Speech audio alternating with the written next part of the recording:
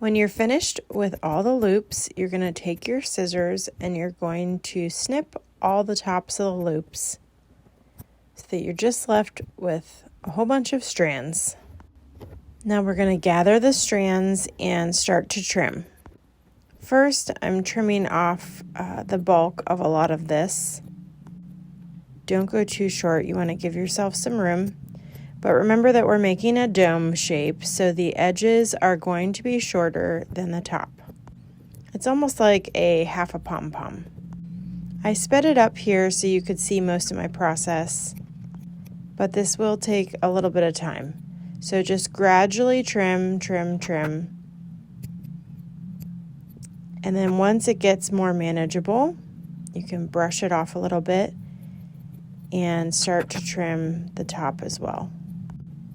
I definitely recommend holding your hoop and going around so you can see that you're getting a dome and circle shape, which I'll do here in a second so you can see.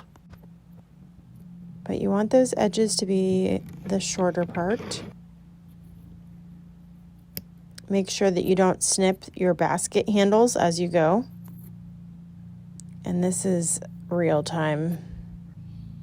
But then as you look at an angle, it will help you to get that dome shape at the top. You can snip any stray strands. You don't want it to look like a whole bunch of strands. You want to do it short enough that it looks like a little poof.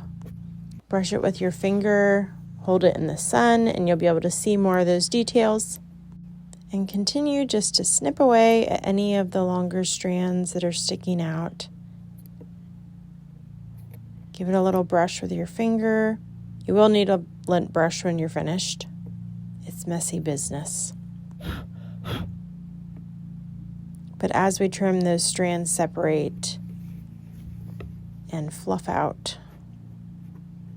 And there's our little mom. Isn't it so cute? Hope yours turned out just as well. Let me know if you have any questions. We did it. The back will come next.